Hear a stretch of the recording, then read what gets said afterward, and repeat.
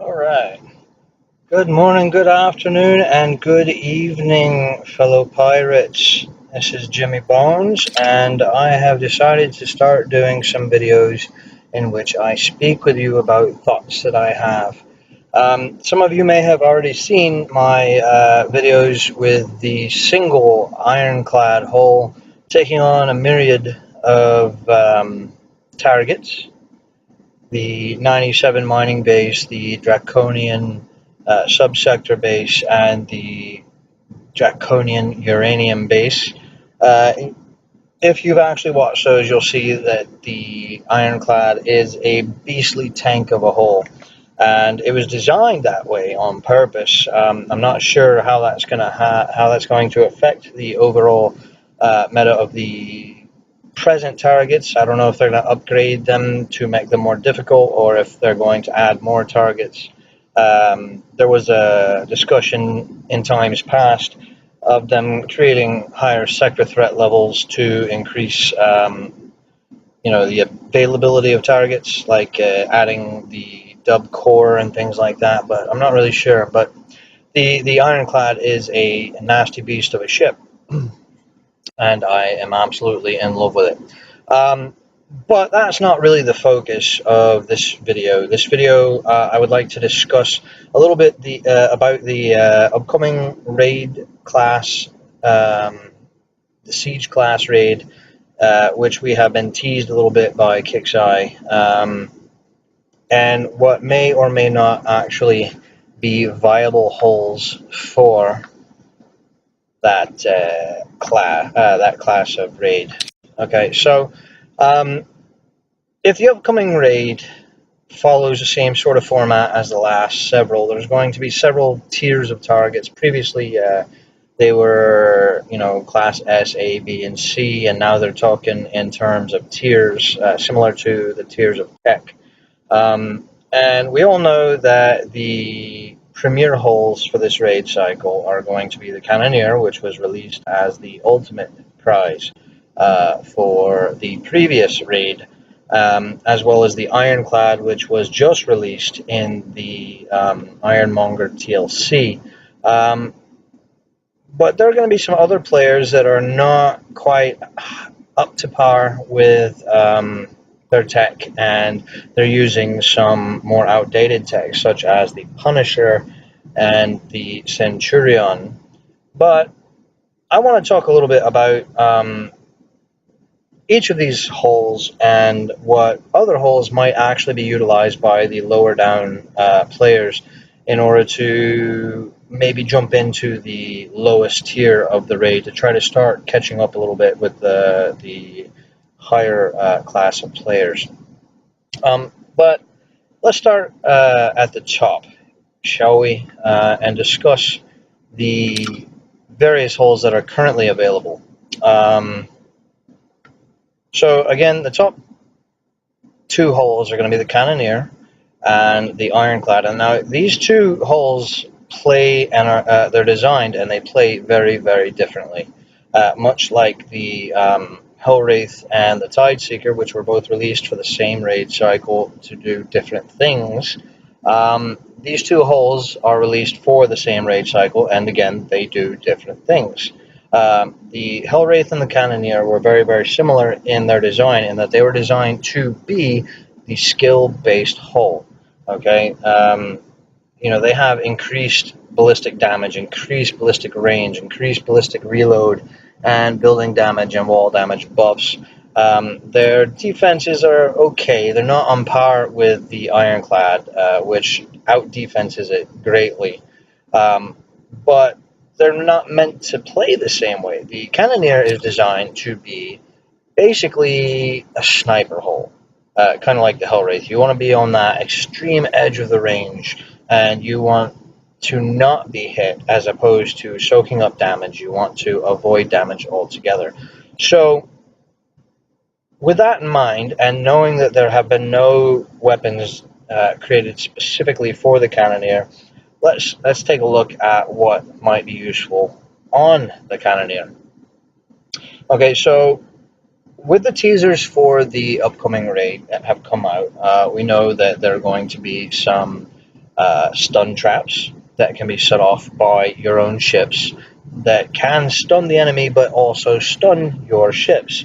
So we want probably some stun resistance. But if you look down here, the cannoneer doesn't have any. In fact, it has a negative stun resistance, which is no good.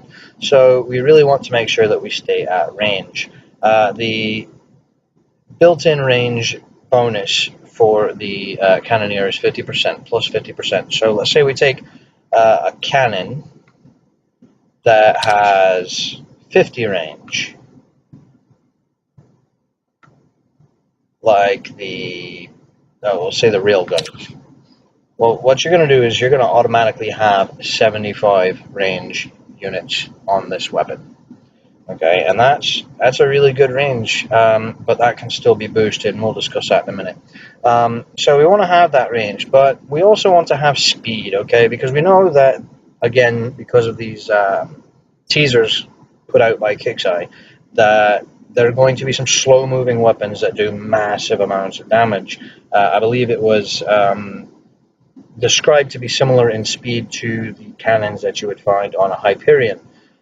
So the whole point of this raid cycle is to keep your ships moving. So the cannoneer is going to need a lot of skill, the driver of the cannoneer. So let's see here. We know we want range, so just for the sake of argument, we're going to keep this railgun here for a minute. Just for the sake of argument, let's look at the basic stuff that we need. We know it's a siege class raid coming up, so we want radiation and ballistic resistances. And being that this is the top tier hull, we know that the users are probably going to be top tier users and they'll have top tier tech. So let's throw in the alloy armor CL3 just to dual boost ballistic and rad. Okay, I've got mine up to rank 12, and in a couple days I should have it up to rank 15. It's not going to be that big a deal. So my base ballistic and rad defense have jumped up into the 80s, which is not too terrible. It's not great, but it's not terrible. But I mean, you also got to look. We have this nice, big, tasty siege deflection. Now we know that we don't have currently a flag cannoneer, and we also know that defender class hulls are not going to be useful moving forward because they're going to restrict the the PvP hulls from PvE. So your defenders and your conquerors are going to have to stay, right out of the, world targets and what have you. So we want to think, okay, what flags do we have that would affect all ships in a fleet that don't necessarily have to affect its own? Well, the only thing we can think of is, the only thing I can think of at the moment is the Highlander's nuclear cruiser, which boosts rad defense by 50%. So because we know that we're going to be using the HLNC, we're going to want to focus on ballistic defense. So let's go ahead and throw some ballistic armor on there to boost up that ballistic resistance. Okay, so notice that we've jumped it up to 90% ballistic defense, and we've added an extra 60 deflection to the siege category. Now, we're not necessarily going to keep this armor here, and we don't really care about the armor as far as the armor points. We're not trying to boost the health, we're just trying to boost the resistances. And mind you, other people might feel differently. But for now, this is what we're going to keep here, just as placeholders. We may end up having to alter this due to weight constraints, but for the moment, we'll just keep that there. Okay, so we know we're trying to take our ballistics and we're trying to make them shoot further and more accurately and to do considerable damage. So what could we do? Well, we could use the armor piercing shells to reduce the pierce decay and to increase ballistic damage, but that's a little too specific. We want to do something else, and we want to increase bonuses to as much as we can. So let's go ahead and throw the nuclear accelerators on there. It massively increases your weight, but it gives you increased accuracy, increased range, and bonus speed, which, as we mentioned earlier, is important. And just by throwing that on there, we jump up from 25 to 30 mph in combat speed. And you know what? Let's go ahead and boost that up some more. Let's throw speed system 5 on there, and that increases our turn speed and our combat speed. And boom, just like that, we're up to 50 combat speed, which could be very, very important.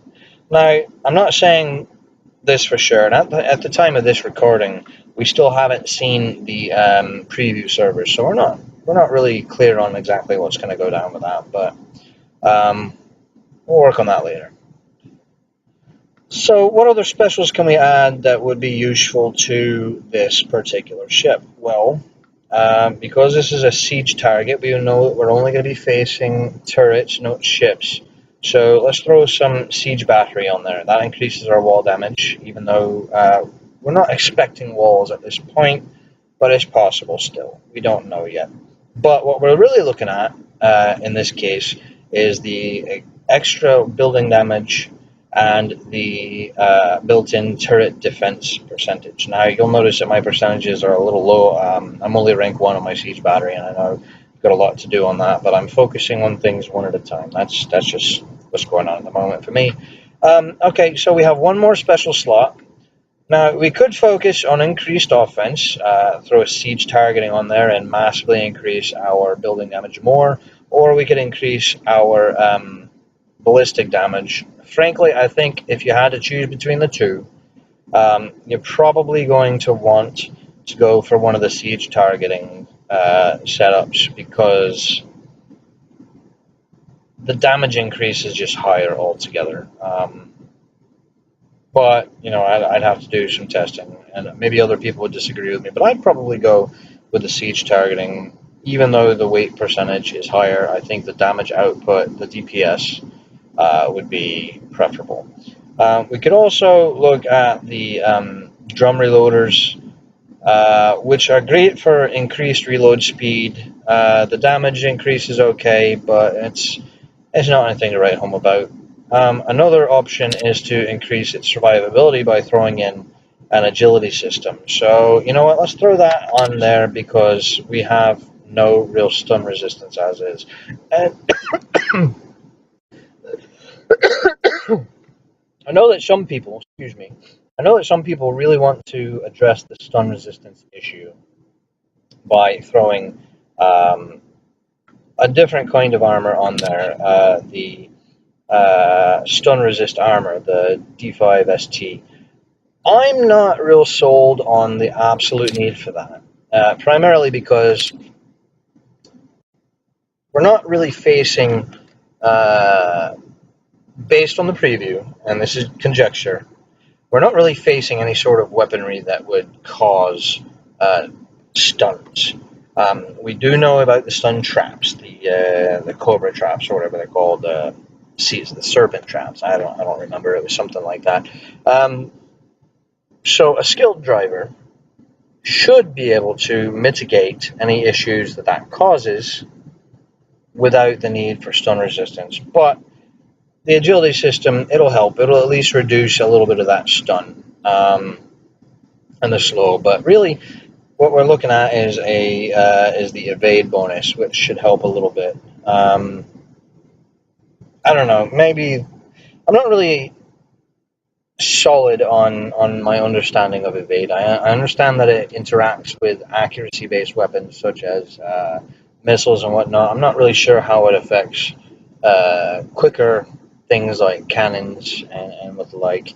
But I've noticed a lot of people are really big into the agility systems. But you know what? I would rather have my survivability increased by greater DPS. Now, the question is your increased building and wall damage going to be offering greater DPS than a faster reload and faster damage? We'll go with the drum reloaders just because we already have siege battery increasing our building and wall damage. So let's just go with this. So let's add some weapons and see what we can do.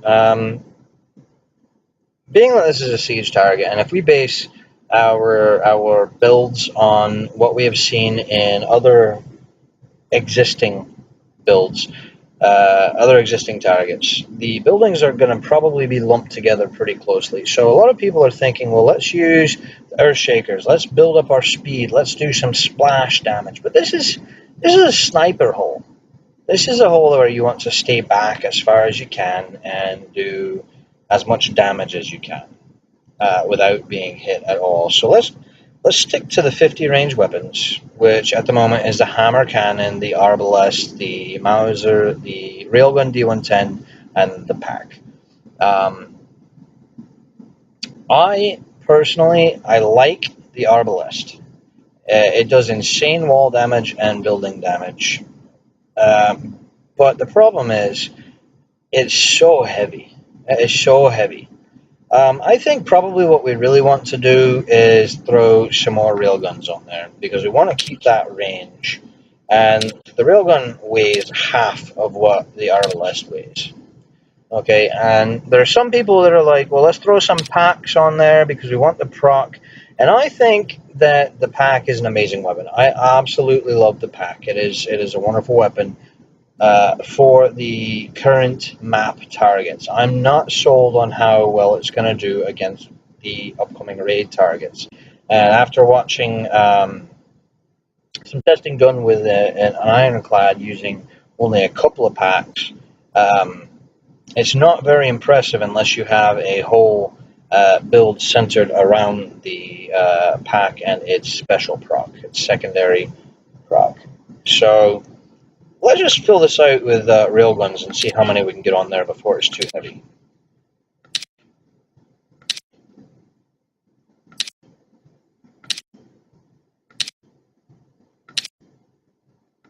Okay, so we can get 8 railguns on there before it gets too heavy.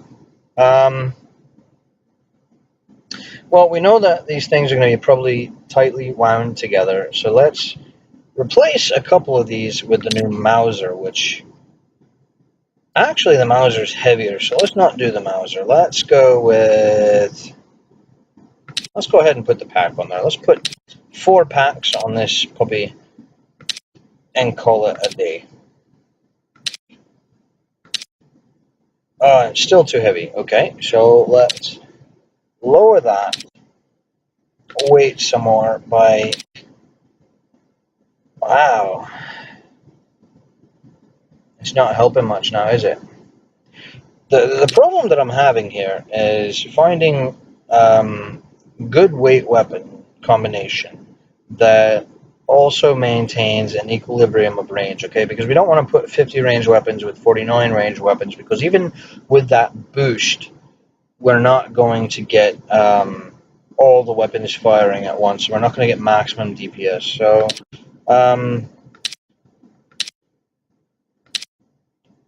let's just clear out a couple of these packs. And oops, that's ugly.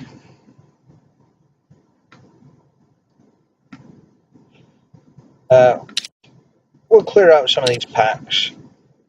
There we go. So we have 4 packs and 4 railguns. They all have the same range, which means with the added range of 100%, we have a range of 100 units of distance in our attack. And so all of our weapons should fire at the same time and at maximum possible cannon range. Maybe we can fit another gun on there. See if we can fit a Mauser. Yeah, we can fit 1 Mauser on there. Just for fun. Or, you know what? No, we'll throw an Earth Shaker on there and another Earth Shaker on there. We know that the Earth Shakers are not going to fire, but it boosts up the combat speed just a little bit more to 53. So this is a fast ship. This is a very fast ship. It's not a Zelos fast, but it's still a very quick ship. And the big problem with that is that we don't know how much damage these other targets will take, right? And we don't want our ship to be too fast to actually stay on target long enough to kill these targets. So until we see some preview server footage, we're not really going to be able to say a whole lot about that. So let's go ahead and clear this out. And let's talk about the next hull, okay? This is my preferred hull for this raid, okay? I love this hull. The Ironclad is absolutely a fantastic ship, and I'm going to go ahead and load up the build that I use on mine at the moment so you can see what's going on with it. And I will explain why I've chosen what I have chosen as opposed to other things, okay? Now, the Ironclad is a tank. It is a bullet sponge. It is a damage magnet. It can soak up the pain and just keep chugging along, and it's absolutely wonderful when it does it. Okay, it has built-in rad and ballistic resistances that are superior to the Cannoneers. It has an inferior speed, but it doesn't really need that speed because it is such a damage sponge. And on top of that, while the Cannoneer has a negative 50% stun resistance, the built-in resistance on the Ironclad is actually 100%. That's all natural, baby. That's nothing that I have put into it. You'll notice that I have, on my specials, I have the Alloy Armor CL3 because it chunks up that ballistic and rad defense. And keep in mind, I'm still using the Highlander's nuclear cruiser, so my radioactive defense increases exponentially. Maybe not exponentially. It increases a little bit. I'd say probably brings it up to about 95, 96.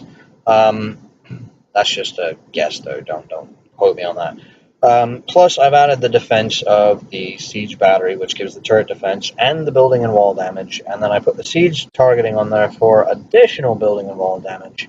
And then there's already a splash bonus inherent in the Ironclad, but I wanted to further increase that. Increase the damage, increase the range, increase the splash with the cannon system 4. And I just loaded this puppy down. Loaded it down with Mausers.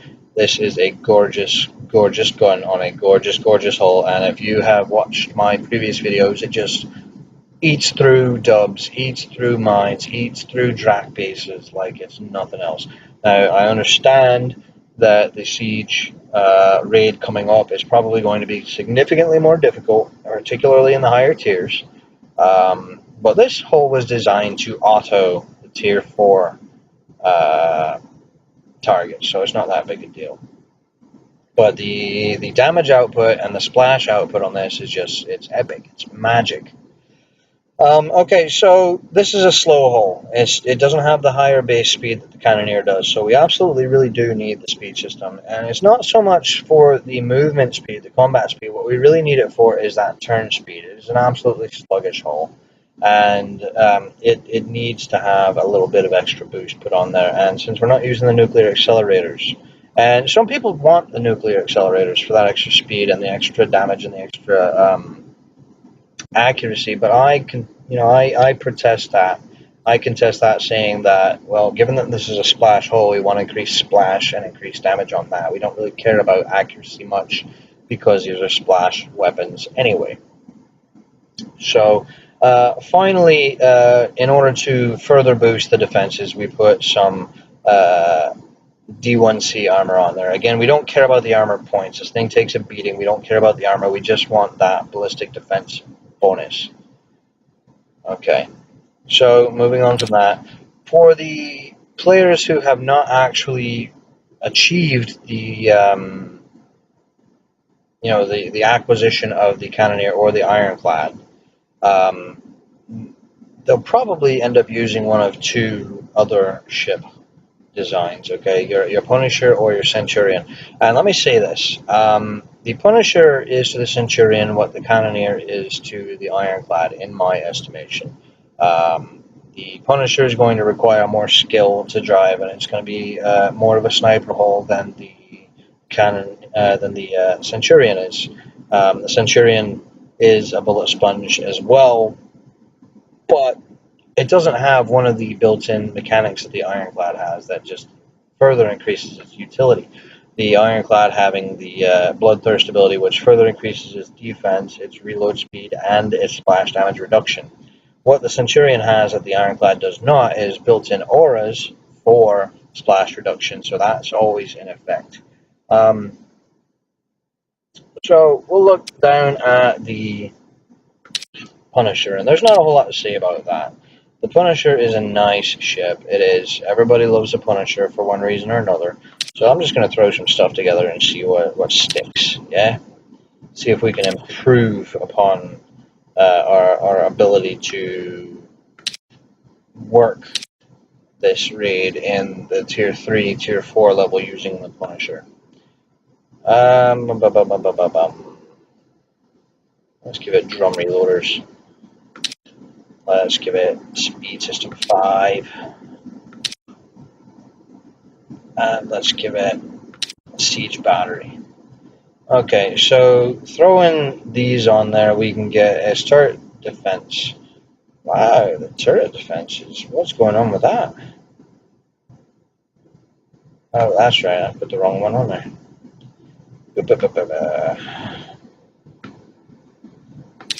There we go. Okay, so rad defense is 74. Ballistic defense is 82. Okay, so we really should try to boost that rad defense. I don't have D5R like everyone else does. So we're going to throw D4R onto it and see what we can bring it up to. 82, that's not terrible, I guess, and with the HLNC, it'll boost it up. In my case with my Punishers are built just horribly. The ones that I have right now, I just threw some stuff together, and it didn't really work out well. But okay, we want to keep that range high, just like in the Cannoneer. So let's throw these on there. Well, ballistic range plus 90%. So yeah, we have to keep the longest range possible on our Punishers.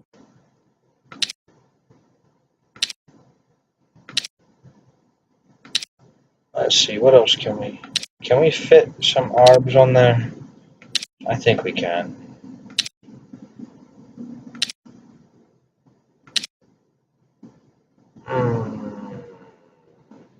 Well, you know what? Let's go ahead and put some Earthshakers on there too to boost its speed up as well. Kind of like we did with the Cannoneer. And we can bring its combat speed up to 36, which is respectable for the older hulls. A lot of people are probably going to be using their Punishers, and they're probably going to be using mine builds for them, and I don't think it should do terrible. If you've built a good, a solid Punisher for mines and for track bases and dubs, then you should be okay in the raid for the mid-tier levels. You might even do really, really well if you have your Sago's Punisher as your lead, because it's got that flagship effect, which increases ballistic and rad defense and reload by a considerable margin, which should ultimately help your fleet all around. But that's something for each individual to have their own work on. I'm not going to. I mean, I might send my Punishers into battle on this trip, on this raid, but there's no guarantee. It all depends on how well I do with other stuff. So your next level down is going to be your Centurion. Obviously, I have mine all the way up to rank 5, and I flag mine with the Harlock Centurion. But not everybody has that. A lot of people will probably still want to use the HLNC if they have it. They got that 2 whole stores ago at the end of the Civil War. But not everybody's going to have it. So I'm going to see. Do I still have my Centurion thing pre-done? No, my Centurion build is not saved anymore. So let's just go ahead and do this. We're just going to throw. I'm going to guess off the top of my head what I have on there. I loaded this down with Centurion with the pack, which, if I recall correctly, was released with the Centurion back in the day. And the Centurion's a great hull because it's, number one, it's unlockable via the Foundry, and it's improvable via the Foundry, and that's actually a recent development. But the Centurion is not really going to be your sniper hull like the Punisher or the Cannoneer, it has no built. I mean, it has very little built-in ballistic range bonuses. Um, but being that your packs are not splash weapons, you do not want to use your cannon system. You would probably rather have your nuclear accelerator. So let's throw that on there. Let's go ahead and throw on speed system 5 because we want to keep our Centurions moving, and we got a respectable combat speed there of 48. And we're looking at our defense. Our ballistic and radioactive defense could really use a boost. So let's throw some CL3 on there. See what happens to it. Mid 80s or young, lower 80s. That's fine for now for the middle lower tiers. We'll go ahead and throw your siege targeting on there and your, let's call it siege battery. And then now we get to focus on how can we improve its defense with our armor slots. I'm going to throw D5C on there. That brings it up pretty good and increases its deflection. Throw another one on there, and throw another one on there. Okay, so I've managed to get my ballistic defense to 90%. That is solid defense there. And I don't have D5R again. So we're going to throw D4R on there, and it looks if I throw another one on there, it's going to be overweight.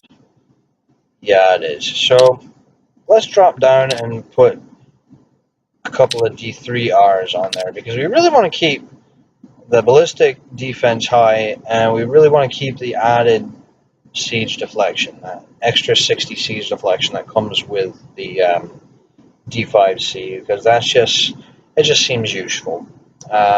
And our rad defense is high. It's not in the 90s, but again, I'm using the HLNC as my flag for whatever fleet I'm using, and others might wish to do the same. The DPS is pretty good, but that's not where the pack shines, of course. The pack shines when it procs its secondary weapon, and that is what we're really going for. And now let's switch this out a bit. Let's see, if you have the Harlock Centurion, you can use the same build. And we'll look at the defenses. The defenses are the same, but we'll look at the flagship effect.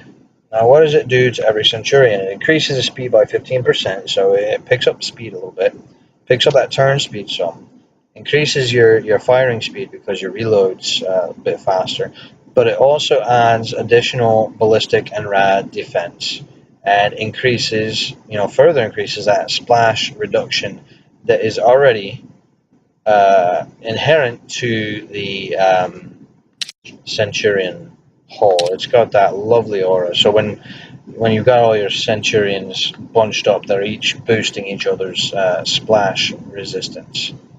So yeah, that's pretty nice. Okay, so now we've talked about these. These are the 4 most viable hulls. Some people might try to throw a Zelos into there, but the Zelos is not really suited for any specific raid cycle. I mean, they're cheap, they're easy to put together. You could build probably a reasonable fleet with these guys, but I don't know. I mean, that's really kind of pushing it. But let's see what we can do if we toss all this stuff together. Speed system, and notice the combat speed is insane on this. Put the nuke ACK on there. Okay. Then we'll throw your siege targeting and your siege battery on there as well. Okay. Rad defense and ballistic defense in the 60s. That is not optimal. Let's see, what can we do to improve that? Well, let's throw some armor on this baby.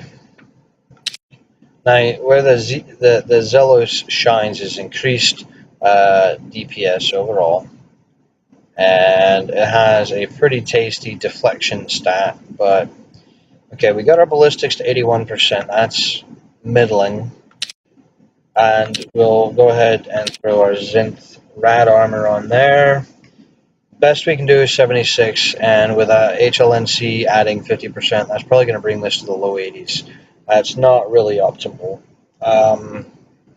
We do want to keep range on it. Now, one of the things that really works for the Zealous is that it has a high weight capacity. So let's throw our really heavy guns on there. We'll throw some ARBs on there. Yeah. But even then, that's really pushing it. So we're going to have to clear some of those off. Let's take 2 of those off. And we'll replace those with railguns. And even those are really, really heavy. So we'll go ahead and throw some earth shakers on there just to boost that speed. And that's about the best we can do. And you'll see that, with the weight the way it is, I mean, we could lower these levels of armor, but the Zealous is just not suited for this. Not with cannons. So what can we do instead? Well, instead of using cannons, we could throw some launchers on there. We'll throw the Squall, which the Squall was released with the Zealous as a specific weapon for the Zealous. So we'll load this sucker up with Squall launchers and see what the Squall launcher does as far as weight and as far as damage. Now, there are a lot of people who really don't like the Squall launcher, and they have very good reason to dislike it. I mean, it's got decent single shot damage, single target damage, and it has middling shockwave damage. And if you're fighting against clustered targets with low health, you really want to use the antipode launchers because the stacks are lower, the damage is lower, it has a penalty to attacking buildings, which actually works in its advantage because what you're really trying to do is increase its stacks to cause the big boom, the overload. Take off that nuclear accelerator, and what can we do to increase its usefulness? Let's throw interception system on there and see what happens. Yeah, we got our combat speed to 64. We've increased our supercharge to ×3. So we have massive single target DPS. The Zealous is just not. It's still really not a feasible choice. I mean, the ballistic defense and the rad defense are boosted by the small bonuses offered by the Squall launcher, but it's just not really. It's possible for lower tier targets, but I would not recommend it. But now we're going to talk about the little people. You have a lot of low-level targets, a lot of low-level players who want to get in on the raid, or who might want to get in on the raid. They aren't going to be able to do much outside of the lowest targets, the tier 3 targets or whatever, maybe tier 2 or the C rank and D rank targets from times past, and they might not have the greatest setup as far as siege targets or as siege class holes. In the last raid, Juggernaut X was on offer, and it's just it's a really cool looking ship. It really is, but it's not. It's just too small. It's just too small and too little.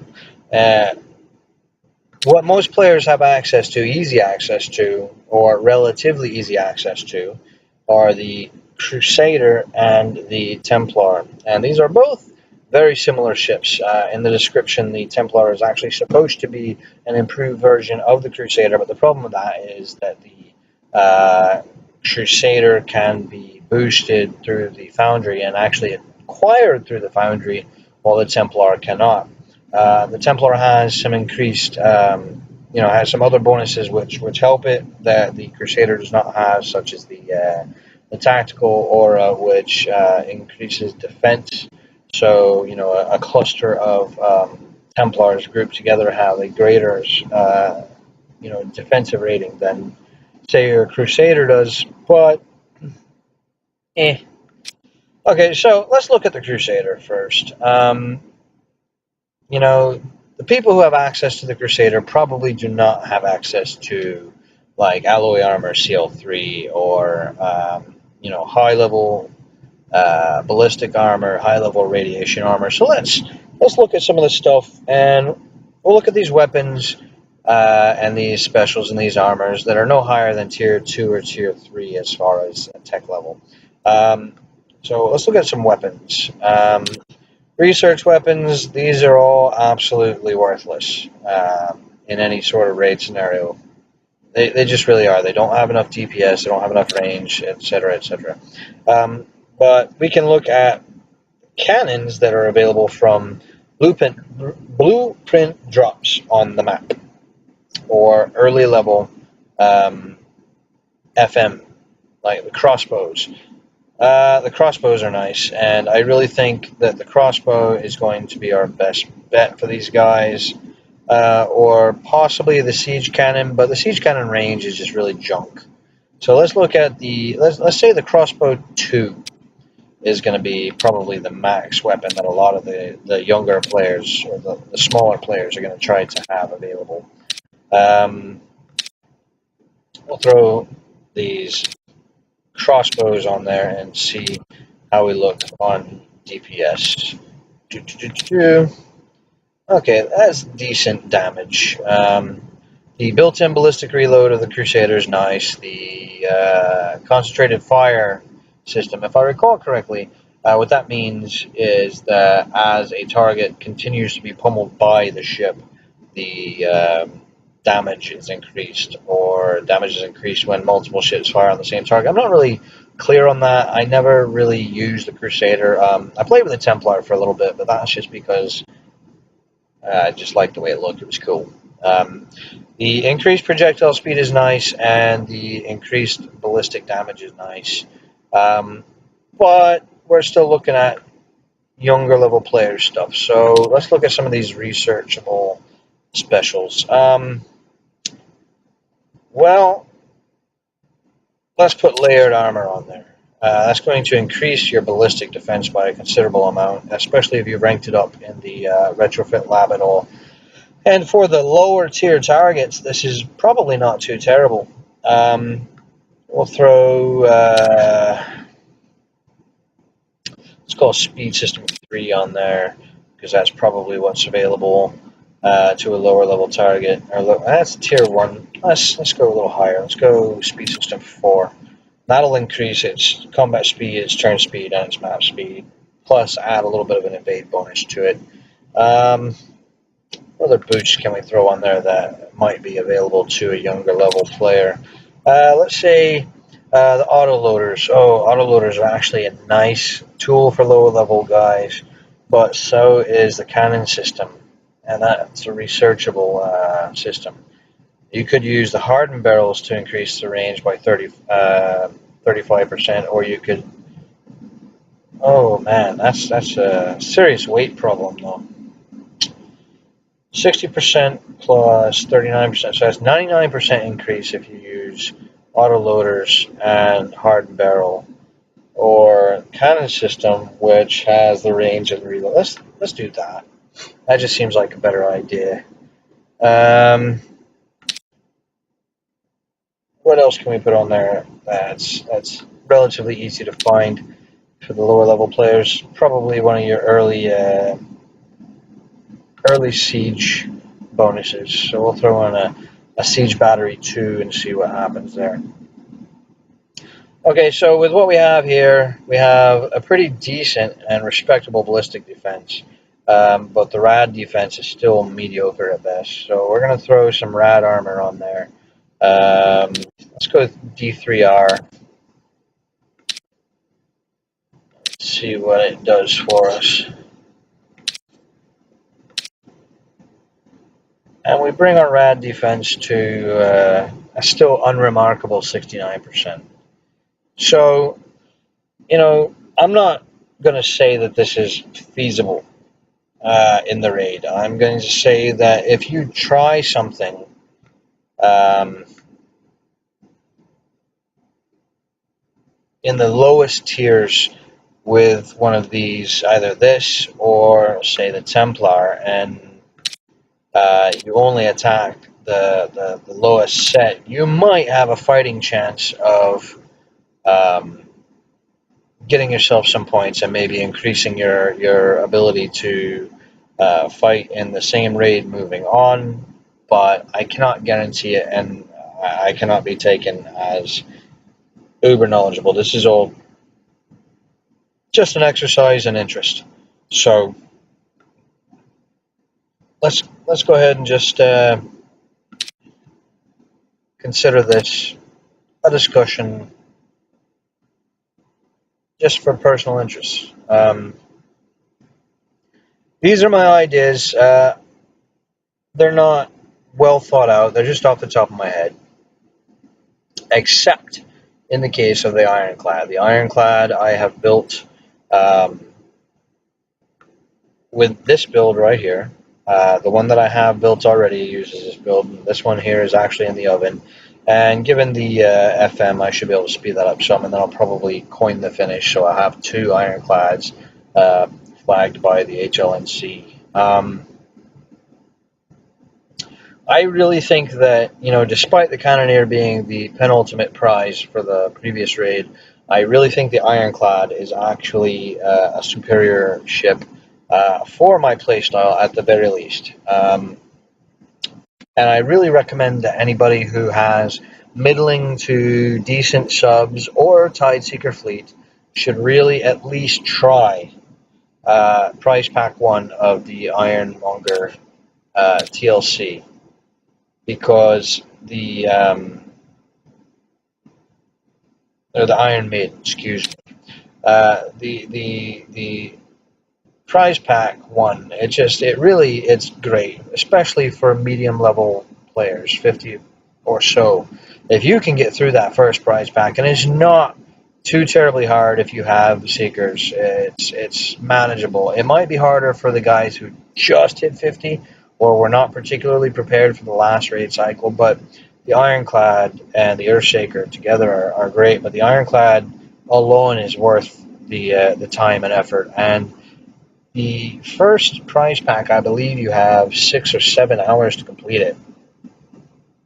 So that might be something to consider. The Earthshaker, if you don't have it, it's a good starter splash gun if you really want to start becoming capable. And then Prize Pack 2 and Prize Pack 3, well, they're considerably more difficult.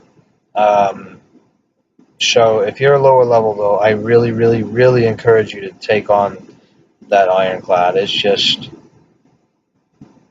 amazing. The bloodthirst ability that's thrown on there just makes the survivability of this beast uh, way, way beyond comparison as far as other ships.